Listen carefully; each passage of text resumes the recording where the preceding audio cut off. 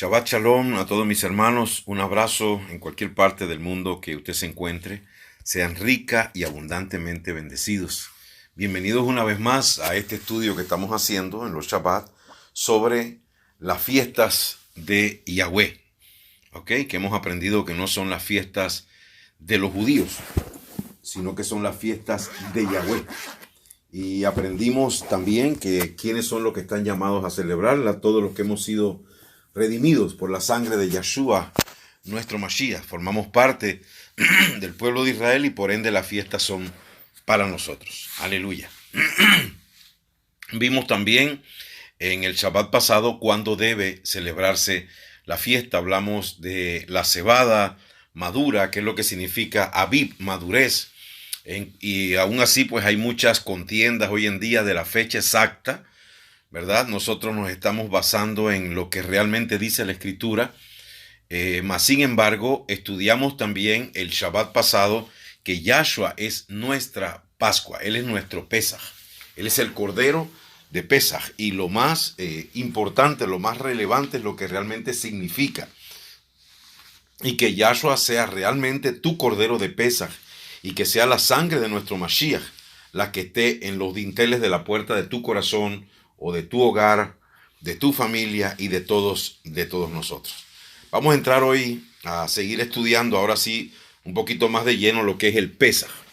Ya vimos anteriormente, pues, quiénes están llamados a celebrarla, cuándo debe celebrarse, y Yahshua, nuestro Cordero Pascual, Él es nuestra Pesaj, nuestro Pesaj. Y vamos a ver en esta noche algo un poquito más ya de lleno de lo que es la fiesta en sí. El Pesaj, la Pascua, en el primer mes, el día 14 del mes, entre las 2 tardes, habrá una ofrenda de Pesaj a Yahweh. Eso está en Levítico 23:5. La primera celebración anual en el año bíblico hebreo es el Pesaj o la Pascua. Su nombre hebreo proviene del término Pasaj, del Strong 6452, que significa brincar, saltar encima, pasar, librar. Es una alusión directa al evento narrado en Éxodo 12, cuando el pueblo israelita fue librado de la plaga de la muerte de los primogénitos. Usted se acuerda que la última plaga, cuando ya le dijo el faraón a Moshe que no lo iba a ver más, entonces Moshe le dijo lo que venía sobre ellos, y era que iba a morir todo primogénito.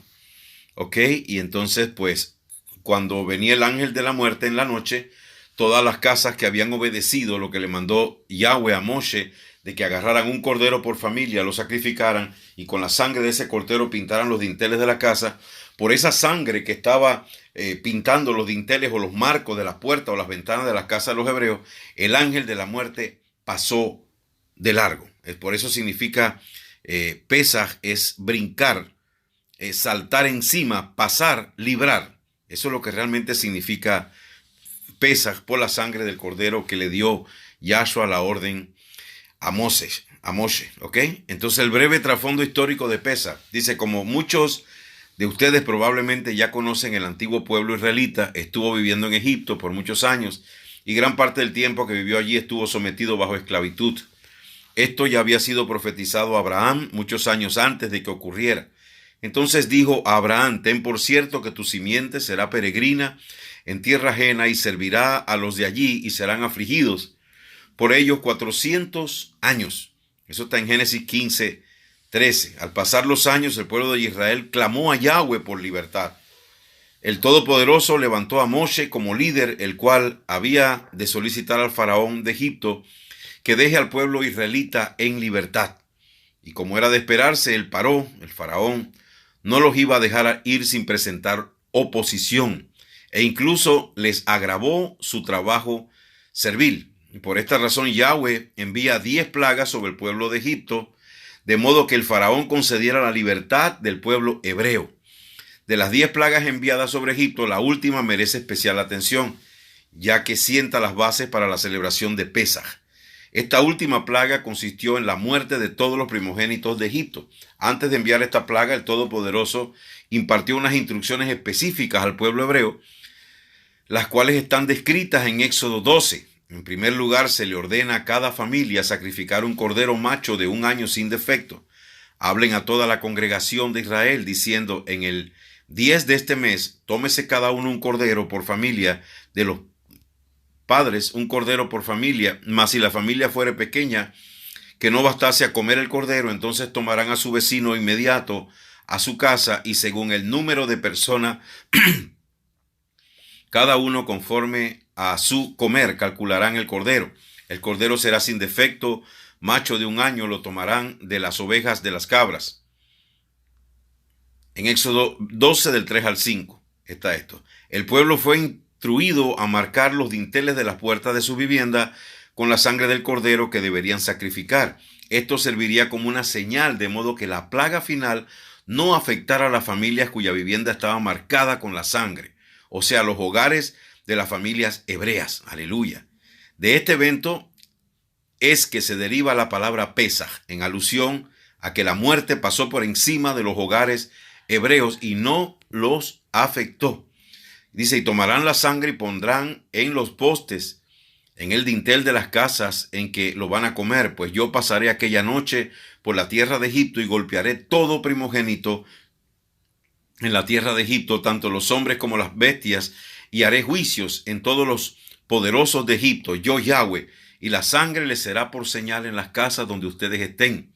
Y veré la sangre y pasaré sobre ustedes, y no habrá en ustedes plaga de mortandad cuando golpee la tierra de Egipto. Esto está en Éxodo 12, versículo 7 y del 12 al 13.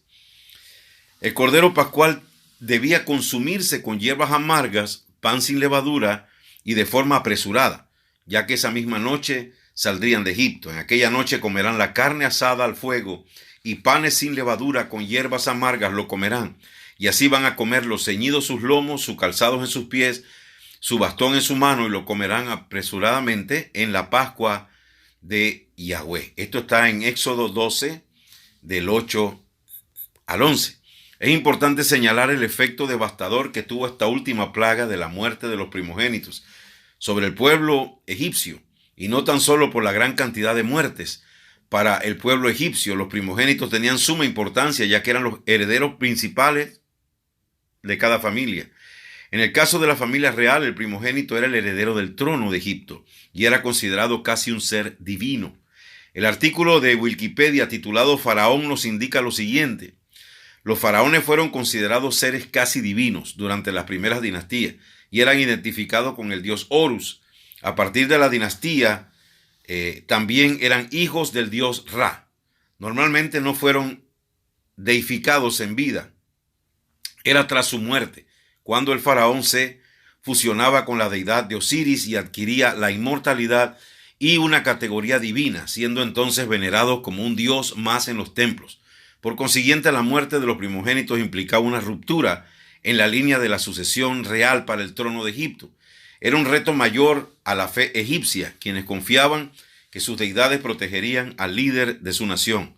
Luego de esta gran plaga, el faraón no tuvo otra opción que dejar ir al pueblo hebreo.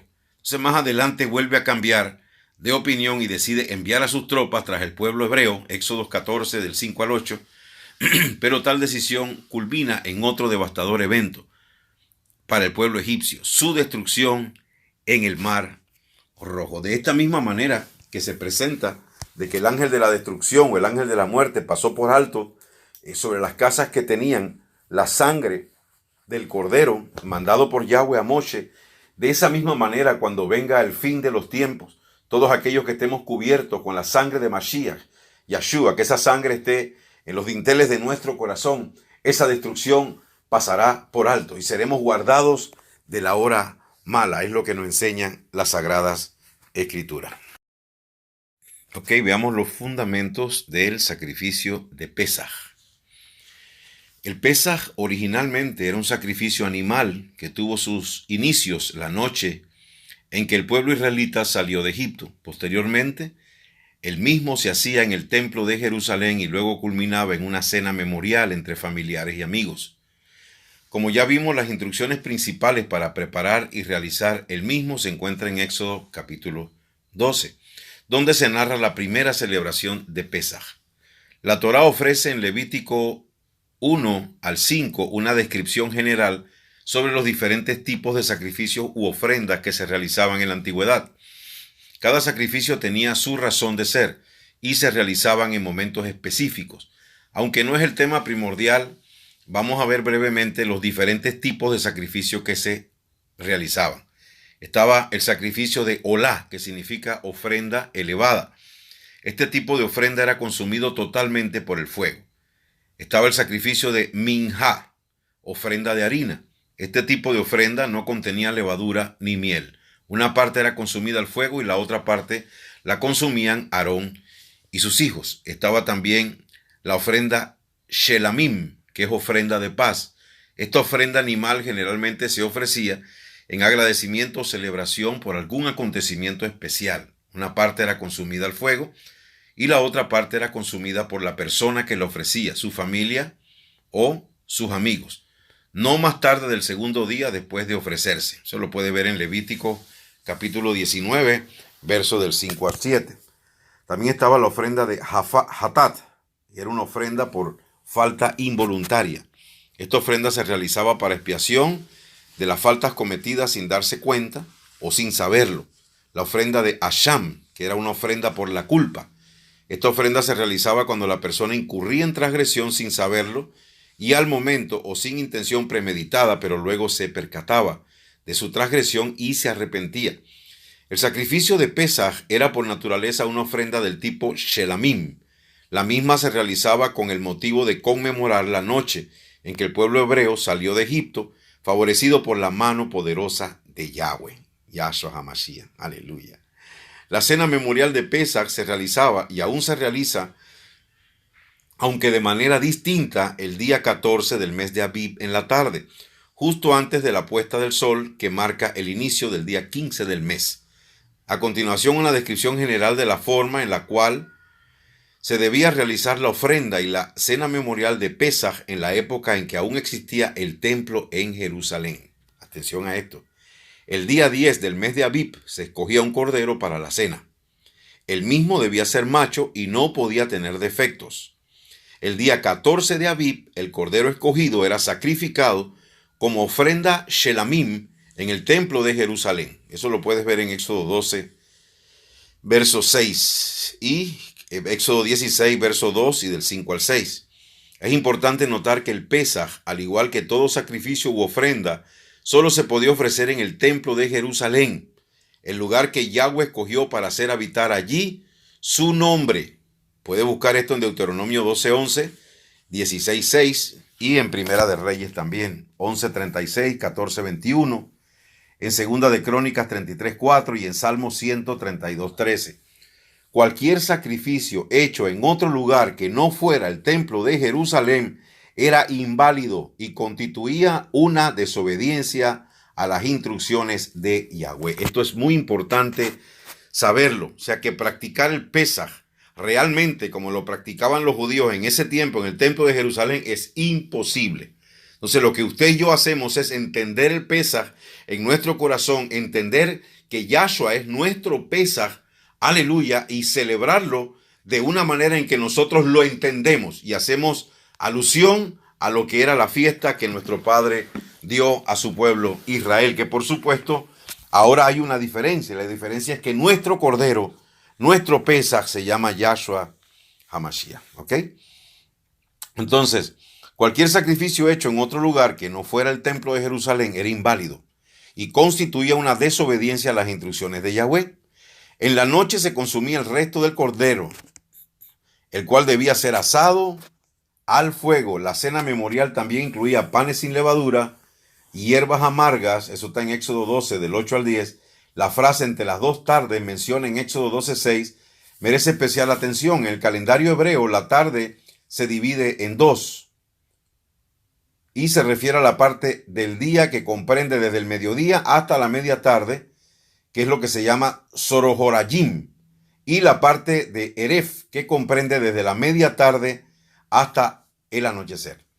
La frase entre las dos tardes hace diferencia al periodo de transición entre Sorohorayim y Eref, lo cual ocurre aproximadamente a las 3 de la tarde. En el efecto, el historiador judío Alfred Hedersheim al hablar sobre el sacrificio diario de la tarde en su libro El Templo, su ministerio y servicios en tiempo del Mesías, nos indica que por lo general era inmolado a las 2:30 de la tarde y ofrecido alrededor de las 3:30 de la tarde. En el mismo libro, Hedersheim también nos indica que el 14 de Abib, el sacrificio de la tarde, se adelantaba 2 horas para poder realizar el sacrificio del cordero del Pesaj en el momento correcto. Según el Talmud, el sacrificio diario de la tarde precede al del cordero de la Pascua. Todo esto confirma que cuando la Escritura habla de las 2 tardes, sin lugar a duda, se refiere aproximadamente a las 3 de la tarde, momento en el cual Yahweh ordenó que se inmolara o se sacrificara el cordero pascual en el templo, el Mesías en el Pesaj. El sacrificio del Pesaj señala directamente al Mashiach Yahoshua. Aleluya. Él es el centro y la razón de ser del Pesaj. Shaul Pablo lo dijo al referirse al Mesías como nuestra Pascua, que fue la enseñanza o la clase que dimos el Shabbat pasado. Dice, limpien pues la vieja levadura para que sean nueva masa, como son sin levadura, porque nuestra Pascua, que es el Mashiach, fue sacrificada por nosotros. Eso puedes buscarlo en 1 Corintios capítulo 5, verso 7. Y entendimos en la clase pasada algo muy importante. Hoy en día, pues no tiene nada de malo, es bueno que la persona busque la fecha exacta. Hoy en día hay un poco de diferencia por la madurez de la cebada, pero lo que es relevante en esta fiesta es lo que dice 1 Corintios 5:7. Limpien pues la vieja levadura para que sean nueva masa, como son sin levadura, porque nuestra Pascua, que es el Mashiach, fue sacrificada por nosotros. Y esto no es un invento de Shaul. Para empezar, la muerte del Mashiach coincide con el momento en que se sacrificaban el cordero de Pesaj en el templo. Ya habíamos mencionado que el cordero era sacrificado entre las 2 tardes, lo cual corresponde aproximadamente a las 3 de la tarde o a las 15 horas. Y no es casualidad que en la Escritura mencione la hora exacta a la cual Yahoshua murió como evidencia de que el Mashiach estaba siendo sacrificado como el cordero pascual. Y como yo le he dicho siempre, en el momento en que todos los corderos por familia estaban siendo sacrificados, que eran miles, mientras todos esos corderos decían, bah, en ese momento el cordero de Yahweh decía, consumado es. Aleluya. Él justo muriendo por los injustos como el cordero de Yahweh. Como a la hora novena, Yahoshua exclamó en alta voz, Elí, Elí, lema sabactani, que significa Elohim mío, ¿por qué me has desamparado? Cuando algunos de los que estaban allí lo oyeron, dijeron, este está llamando a Elías. Y enseguida uno de ellos corrió, cogió una esponja, la llenó de vinagre y poniéndola en una vara, le dio de beber, pero otros decían, déjalo, vamos a ver si viene Elías a librarlo. Pero Yahoshua clamó otra vez en alta voz y entregó el Espíritu. Eso está en Mateo 27, del 46 al 50. Bendito sea el nombre de nuestro Abacadosh, Yahweh. Bendito sea Yahweh, bendito sea nuestro Mashiach, Yahshua, nuestra Pascua. Aleluya. Bueno, nos vemos en la necesidad de darle lectura a todo el tema que todo el material que hemos recopilado en cuanto a esta fiesta de Pesaj, porque son bastantes datos y ya que queden grabados en un audio los podemos estudiar con calma. Cuando usted quiera puede agarrar el audio, puede agarrar su Biblia y podemos seguir estudiando el tema de Pesaj que continuamos en esta hora. ¿Ok? Dice, ¿por qué se menciona la hora novena y no simplemente las 3 de la tarde o las 15 horas? Esto es una referencia a la hora en que se estimaba que salía el sol, lo cual corresponde aproximadamente las 6 de la mañana, contando entre la hora de las 3 de la tarde, las 15 horas. Sería la hora novena. De hecho, el historiador judío Yosef ben Matityahu, comúnmente conocido como Flavio Josefo, nos indica en su obra literaria La Guerra de los Judíos que los corderos pascuales eran sacrificados desde la novena hasta la 11ª hora. Eso está en el libro 6, capítulo 9, la sección 3, lo cual equivale aproximadamente al periodo comprendido entre las 3 y las 5 de la tarde. Este dato es una evidencia más de que sin duda Yahoshua estaba tomando el lugar del cordero pascual al momento de morir. Las frecuentes referencias al Mesías como el cordero inmolado en el libro Revelaciones son un recordatorio constante del rol del Mesías en Pesaj. Y miré, y he aquí en medio del trono y de los 4 animales, y en medio de los ancianos estaba un cordero como inmolado, que tenía 7 cuernos y 7 ojos, que son los 7 espíritus del poderoso enviados a toda la tierra. Eso está en Apocalipsis o Revelaciones 5:6. Que decían en alta voz: el cordero que fue inmolado es digno de recibir, aleluya, el poder, riquezas y sabiduría y fortaleza y honra y gloria y alabanza. Revelaciones 5:12. ¿Qué hace tan especial el sacrificio del Mesías como el cordero de Pesaj? ¿Y por qué era necesario un sacrificio como el que hizo el Mesías si ya existía el sacrificio de Pesaj?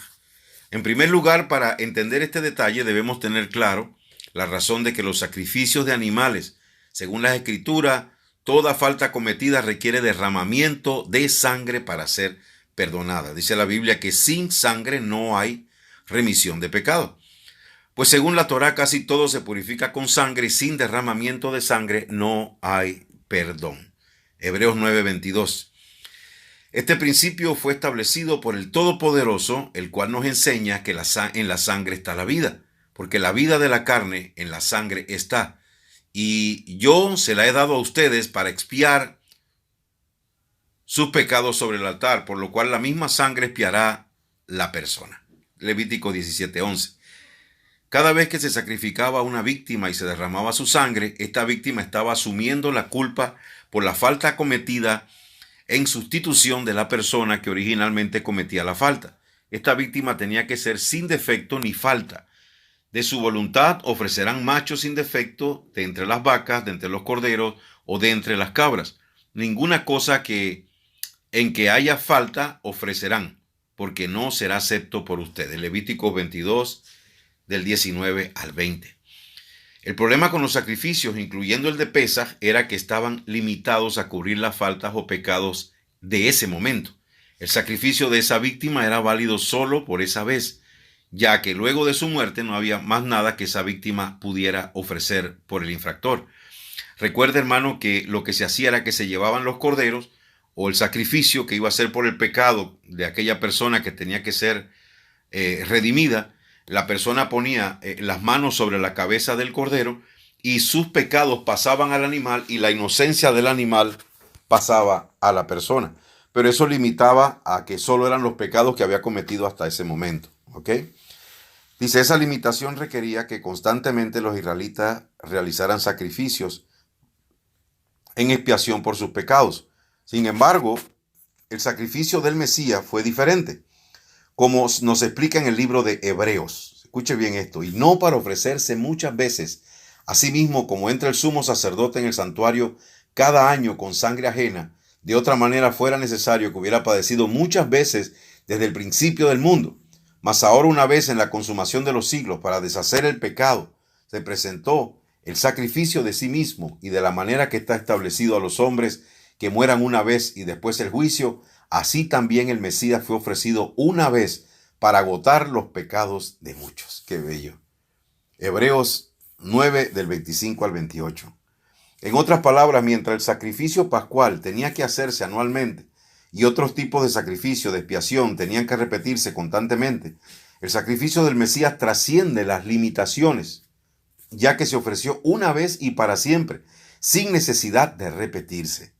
Toda víctima sacrificada, fuera hombre o animal, moría una sola vez, pero el hecho de que el Mesías fue resucitado es una excepción a la regla, la cual hace de su sacrificio uno válido y vigente para siempre. Aleluya, por el poder de la resurrección de Yahshua HaMashiach.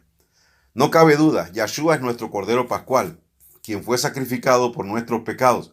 A través de su sacrificio, hecho una vez y para siempre, obtenemos el perdón por nuestras faltas. Al aceptarlo como Mesías y reconocer su sacrificio simbólicamente, Él toma nuestro lugar como víctima de sacrificio por las faltas, a la misma vez su sangre marca el dintel de nuestro corazón, identificándonos como propiedad suya y librándonos de la muerte. Qué bello, hermano mío. Esto es lo mismo que se hacía, lo mismo que mandó a hacer Yahweh a Moshe con la sangre de los corderos que iban a sacrificar, para que el espíritu de la muerte, de la destrucción que venía, pasara por alto los lugares o las personas donde estaba la sangre del Cordero. Asimismo, en nuestros tiempos, todos aquellos que estamos cubiertos, limpios y lavados en la sangre de Yahoshua, nuestro Mashiach. Vamos a ver algo ahora que es Pesaj contra la Santa Cena. Pesaj versus Santa Cena, Eucaristía. Al hablar de la cena memorial de Pesaj, muchos la asocian con la Santa Cena, también conocida como la Eucaristía o la Cena del Adón, pensando que se trata de la misma celebración. Sin embargo, la realidad que es la Santa Cena es producto de una interpretación errada de la cena memorial de Pesaj, la cual se ha desviado de la intención original de esta celebración bíblica. La Iglesia Católica enseña que la Eucaristía o Santa Cena fue instituida por el Mesías durante su última cena con sus discípulos, cuando dijo, y tomando el pan, habiendo dado gracias, lo partió y les dio diciendo, esto es mi cuerpo que por ustedes es dado. Hagan esto en memoria mía. Asimismo también la copa, después de haber que hubo cenado, diciendo, esta copa es el nuevo pacto en mi sangre que por ustedes es derramada. Aleluya. Vamos a entender por qué realmente celebra la Iglesia Católica la comunión de la hostia supuestamente y el vino, celebrando la cena memorial de Pesaj, y la Iglesia evangélica tiene la misma tradición. De repente no lo hacen todos los domingos, unos lo hacen una vez al mes, otras lo hacen por semana, otros lo hacen cada 15 días y así, pero la celebración correcta debiera ser realmente una vez al año en la fecha de la cena memorial de Pesaj. Usted ve que en la clase pasada hablamos de cuando el apóstol Pablo dijo, hablando ahí en Corintios de lo que se ha conocido como la Santa Cena, dice, celebremos la fiesta. Eso es lo que dice el Shaliach Shaul, el apóstol Pablo, celebremos la fiesta. Lo que se conoce como la Eucaristía. La Eucaristía es considerada por la Iglesia Católica como uno de los más importantes sacramentos. La Enciclopedia Católica Online, en su artículo sobre la Eucaristía, nos dice lo siguiente. La Iglesia honra a la Eucaristía como a uno de los misterios más altos, puesto que por sublimidad e incomprensibilidad no desmerece en nada de los contextos, de los conexos misterios de la Santísima Trinidad y la Encarnación. Estoy leyendo lo que es la Eucaristía para la Iglesia Católica Romana. Estos tres misterios constituyen una tríada maravillosa que muestra la característica esencial del cristianismo como una religión de misterios que trascienden en mucho a las capacidades de la razón para resplandecer con todo su brillo y esplendor, y eleva al catolicismo, el más fiel guardián y conservador de nuestra herencia cristiana, muy por encima de todas las religiones paganas y no cristianas. Este acto es considerado un sublime misterio cuya importancia le pone, según la Iglesia Católica, a la par de las doctrinas de la Trinidad y la Encarnación, según descrito en el artículo antes mencionado. Así la Trinidad, la Encarnación y la Eucaristía están efectivamente soldadas como una preciosa cadena que de manera maravillosa liga al cielo con la tierra, a Dios con el hombre, uniéndoles más íntimamente y manteniéndoles así unidos por el mismo hecho que el misterio de la Eucaristía trasciende a la razón. Ningún teólogo católico puede intentar ninguna explicación racionalista de ella, basada en una hipótesis meramente natural, ni buscar comprender una de las más sublimes verdades de la religión cristiana, como la conclusión espontánea de los procesos lógicos. Uno de los misterios que encierra la Eucaristía es la doctrina de la transubstanciación, la cual sostiene que al ingerir el pan y el vino durante la cena, estos se transforman literalmente en el cuerpo y la sangre del Mesías. Mire usted esto.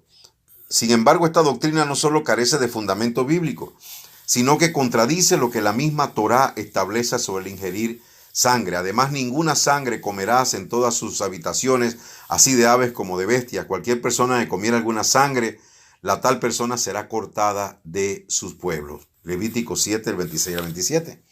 Solamente que te fuerces a no comer sangre, porque la sangre es el alma, y no has de comer el alma juntamente con su carne. No la comerás, en tierra la derramarás como agua.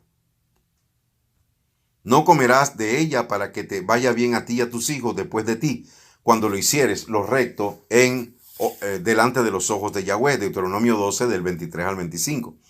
sino escribirles que se aparten de las contaminaciones de los ídolos y de fornicación y de ahogado en sangre. Hechos 15:20. El último verso citado merece especial atención, ya que representa la práctica de los creyentes del primer siglo, después de que Yahoshua ascendiera a los cielos. Es evidencia de la validez de la Torá después de la resurrección del Mashiach. Fíjese usted todo esto de la Eucaristía.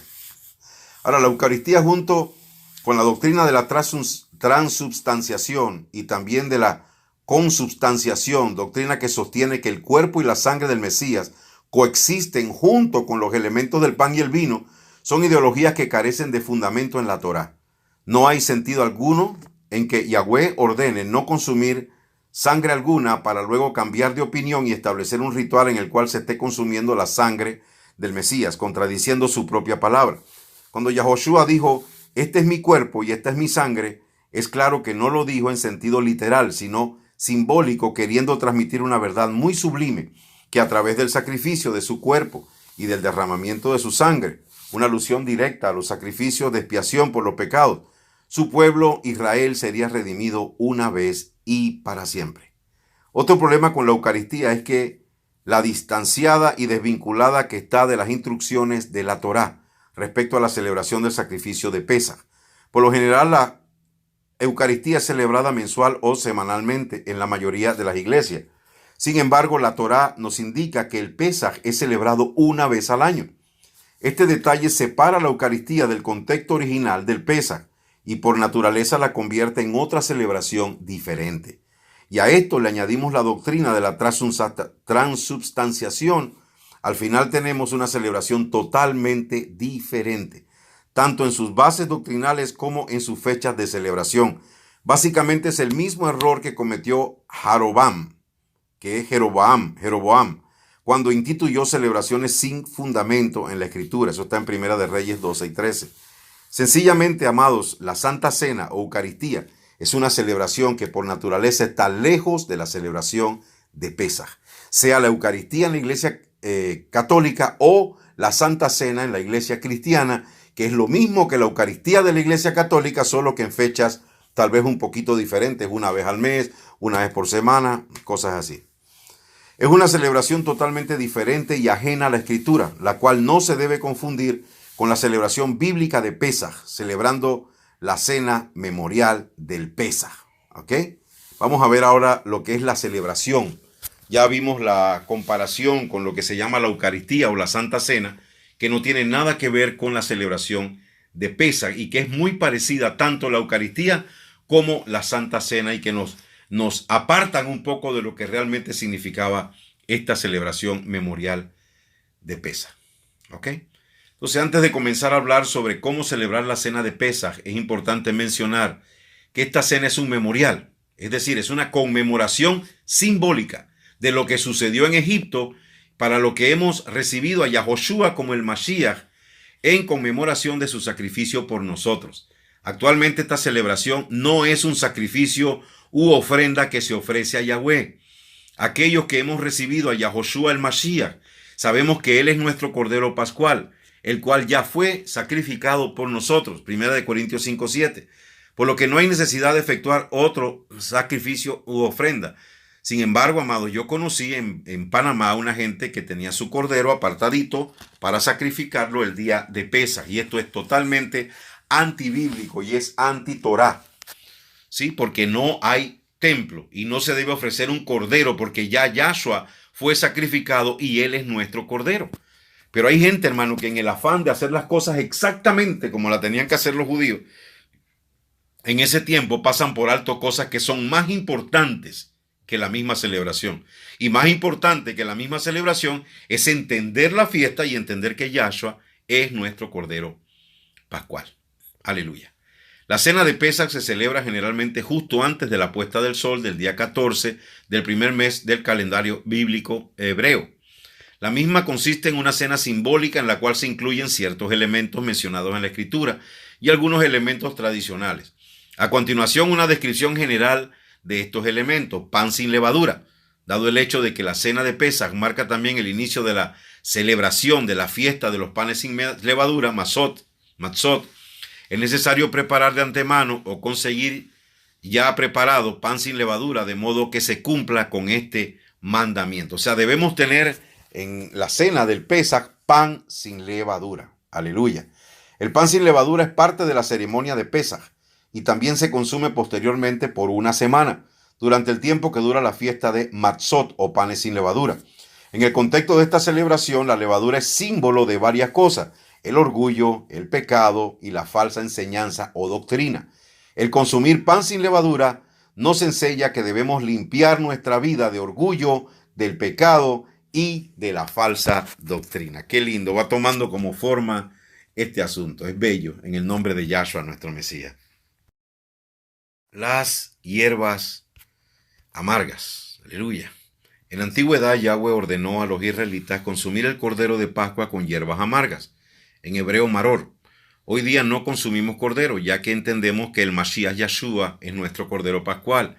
Sin embargo, se incluyen las hierbas amargas dentro del ceremonia de Pesaj, como un recordatorio simbólico de la amargura que experimentó el pueblo de Israel mientras estuvo bajo la cautividad de Egipto. En adición, es un recordatorio para nosotros de la cautividad que experimentamos cuando vivíamos en el pecado, antes de recibir al Mesías Yahoshua y a través de ser hechos parte del pueblo israelita de Yahweh. El término hebreo maror, hierbas amargas, no especifica algún tipo de hierba en particular. Por lo tanto, se puede utilizar vegetales como el apio, el rábano, perejil e incluso la lechuga. También hay vino o jugo de uva. Otro elemento importante en la cena de Pesaj es el fruto de la vid. Generalmente se utiliza vino tinto con mucha moderación o jugo de uva. La tradición judía acostumbraba utilizar 4 copas de vino durante la ceremonia: la copa de santificación, la copa del juicio, la copa de la redención y la copa de la alabanza, cuyos nombres se obtienen en Éxodo 6:6. Sin embargo, históricamente la ceremonia antigua solo incluía 2 copas, la copa de la santificación y la copa de la redención o la nueva alianza. Por esta razón, recomendamos seguir la costumbre antigua original. El relato histórico de Pesaj, basándose en el mandato encontrado en Éxodo 12, del 25 a 27. La ceremonia de la cena de Pesaj incluye un relato breve de la historia del evento en el cual está basado. El mismo puede ser leído por una persona o realizarse de forma interactiva entre los participantes de la cena de Pesaj.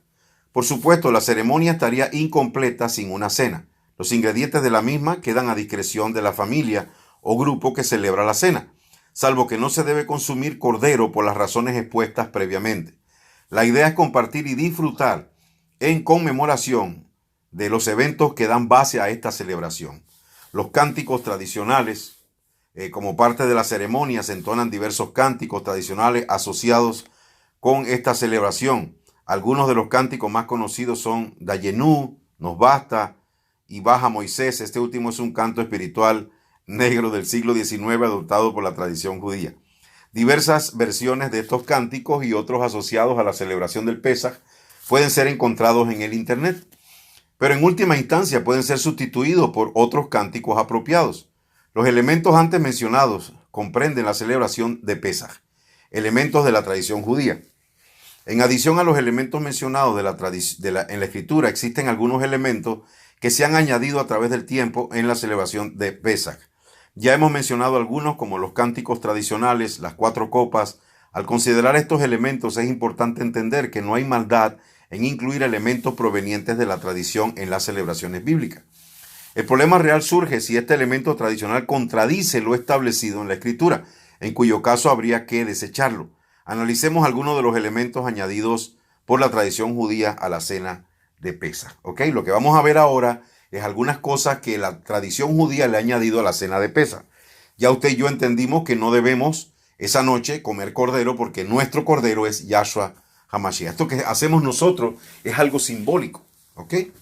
Totalmente simbólico. Es lo que Pablo también ordenó a las asambleas cuando le dijo: yo he recibido del Adón esto y esto y esto, que refería a lo que era la fiesta de Pesaj.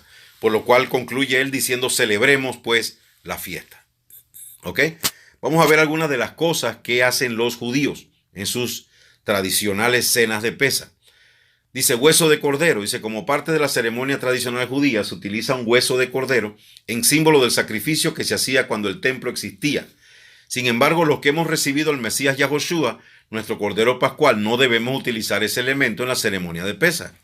Como se había explicado previamente, la celebración de la cena de Pesaj es una conmemoración simbólica y no utilizamos cordero o hueso de cordero como parte de la misma, ya que si utilizamos un hueso de cordero de alguna manera estaríamos negando el sacrificio del Mesías como un cordero pascual. Hermano, yo he visto cantidad de mesiánicos llevando carne de cordero y poniendo su hueso y todo, sabiendo que el cordero nuestro cordero de Pesaj es Yahshua HaMashiach. No podemos reemplazarlo por nada. Esto es lo que nos lleva a celebrar un Pesaj simbólico, ¿ok? Beitzat, el huevo. La tradición judía incluye también un huevo como parte de la ceremonia. Algunos dicen que el huevo simboliza el Korban Hagijá, un tipo de ofrenda adicional que se presentaba al inicio de cada una de las 3 épocas de celebración bíblica.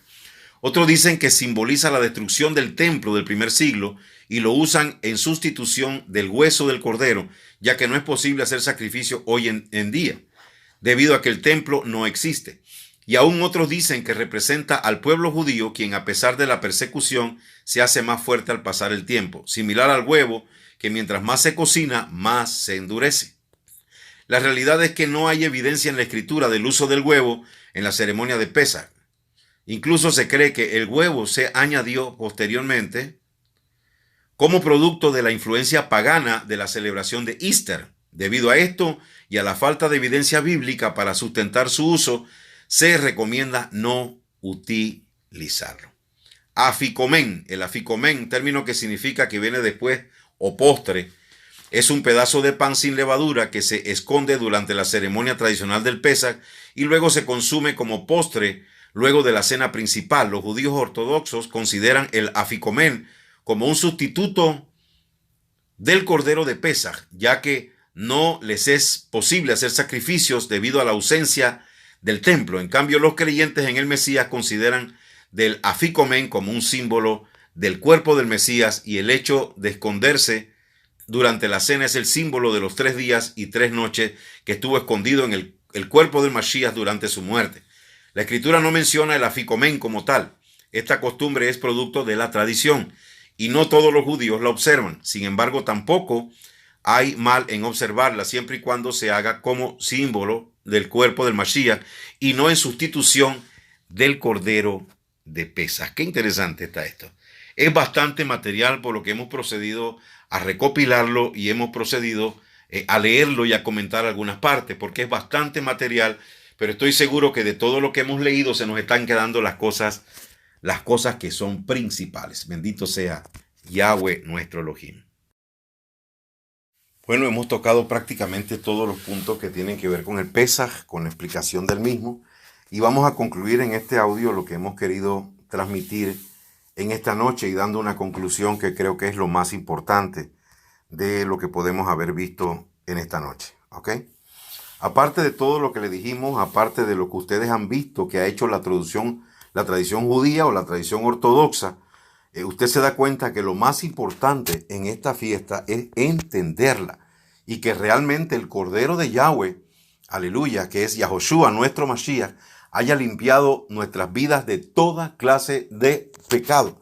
Y usted verá cómo una fiesta lleva a la otra en el plan de Yahweh, porque después de esto vendrá la fiesta de los panes sin levadura, que todo tiene prácticamente un mismo comienzo. Y los panes sin levadura representan la vida sin pecado. No es solamente sacar la levadura de su casa, que no haya una galletita de María Pascual, que es la que consumimos en Panamá, que no haya otra galletita de esto que tenga levadura, sino que realmente no haya pecado en su vida. Eso es lo más importante de esta fiesta, que realmente la sangre de Mashiach, la sangre de Yahoshua, haya hecho en nuestras vidas lo principal y esté en nosotros, para que cuando venga ese ángel de la muerte o de la destrucción, pase por alto. Fíjese usted que aparte de todo lo que hemos hablado, también está el Pesaj Sheni. La escritura nos indica una fecha exacta para la celebración del Pesaj, la cual ya ha sido discutida previamente. Sin embargo, para aquellos que por alguna razón no tuvieron la oportunidad de celebrarla en la fecha indicada, la Escritura establece una segunda fecha. Fíjese usted. Quiere decir que lo más importante y relevante es entender la fiesta y hacerlo de corazón, no hacer una simple celebración por fuera.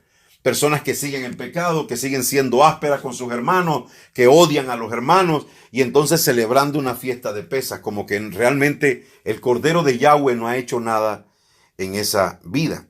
Y ese Pesaj Sheni dice que es una segunda fecha que se establece para los que no pudieron celebrarla en la primera fecha. Dice, háblale al pueblo israelita y dile, cuando alguno de ustedes o de su posteridad que esté contaminado por un cadáver o esté en un viaje largo y quiera ofrecer un sacrificio de Pesaj a Yahweh, lo ofrecerá en el segundo mes, el día 14 del mes, al atardecer, lo comerán con pan sin levadura y hierbas amargas y no dejarán nada de él hasta la mañana. No le quebrarán ningún hueso. Lo ofrecerán en estricta armonía con la ley del sacrificio de Pesaj. Eso está en Números capítulo 9, verso del 10 al 12 y usted lo puede constatar allí. ¿Ok? Esto se conoce como Pesaj Sheni, segunda Pascua, y debe celebrarse al caer la tarde el día 14 del segundo mes del calendario hebreo. Las instrucciones para celebrar el Pesaj Sheni son las mismas que el primer Pesaj. A mí me llama la atención algo aquí. El Padre, por una u otra razón, para los que no pudieron celebrar Pesaj el primer mes, les da una segunda fecha. O sea, lo importante es celebrar la fiesta. Lo importante es entender la fiesta. Y hoy en día la gente se espelucan y se despellejan para decir este es el día exacto. Unos dicen falta cebada que se madure. Otros dicen no falta nada, ya es el momento. Pero no se trata de eso, se trata de entender realmente lo que es el Pesaj. Fíjate que el mismo Padre pone hasta un Pesaj Sheni, un segundo Pesaj. Aleluya, ¿para qué? Para que todos lo celebren y nadie se quede sin celebrarlo. Mira qué lindo, hermano. Yo creo que es una de las cosas más importantes que estamos diciendo en toda la noche. ¿Ok? Conclusión, la cena memorial de Pesaj es una celebración llena de mucho significado para los creyentes en el Mashiach Yahushua. Esta celebración toma un sentido aún más completo, pues vemos en el Mesías el cumplimiento de lo predicho por los profetas de la antigüedad respecto a la redención de Israel. Israel sabía que el Mesías tenía que morir por sus pecados para que ellos fueran salvos. Con este entendimiento, preparémonos para profundizar todavía más en esta figura de redención y estudiar la celebración de Matzot, que va a ser el próximo sábado, los panes sin levadura, la cual está vinculada a la celebración de Pesaj, no solo en fecha, sino en significado. Quiero terminar en esta noche, después de haber leído bastante información, para que usted tenga todo lo que necesita para celebrar el Pesaj, sabiendo que usted no lo va a hacer al dedillo exactamente como lo hacen los judíos, porque hay muchas cosas que ellos hacen que no son correctas porque para ellos el Mashiach no ha venido. Y para nosotros el Mashiach es el Cordero Pascual. Aleluya. Y con respecto a las fechas, estamos todos esperando las avistaciones desde Israel, pero fíjese usted lo que dice en la palabra, que hay un Pesaj Sheni, un segundo Pesaj para los que no pudieron celebrar el primero. O sea que mi Padre da la opción para que tú la celebres o la celebres. Entendiendo lo que realmente es el Pesaj. Y el Pesaj es la celebración de la Pascua, es la celebración donde tenemos que entender que Yahshua HaMashiach es nuestro Cordero Pascual. El Pesaj te da el entendimiento para saber que la Eucaristía o la llamada Santa Eucaristía de la Iglesia Católica es un error. ¿Ok? Igual que la Santa Cena Evangélica. Es un error porque es una copia de lo que hace la Iglesia Católica. Y así pues, como la Iglesia Católica ha puesto que Yahshua muere un Viernes Santo y resucita un domingo en la mañana, así la Iglesia Evangélica, siguiendo la tradición de la Iglesia Católica, hace el culto de las 7 palabras el viernes y el domingo todos van en la madrugada a celebrar el culto de resurrección. Y esto es un error terrible. ¿Ok? Como también es un error terrible no entender lo que Pablo dijo cuando instituyó lo que muchos conocen como la Cena del Señor.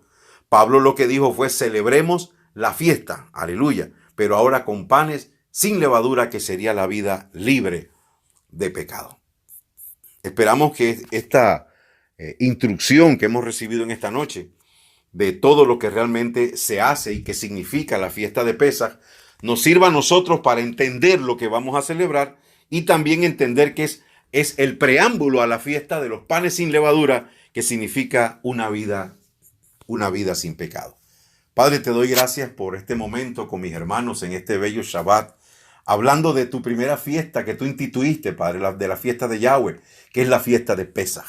Ayúdanos a entender en nuestro corazón, en nuestro espíritu, en nuestra mente lo que realmente significa y que podamos celebrarlo como verdaderos redimidos tuyos, Padre, redimidos por la sangre de nuestro Cordero Pascual, Yahshua, nuestro Mashiach. Gracias, mi Rey. Amén y amén.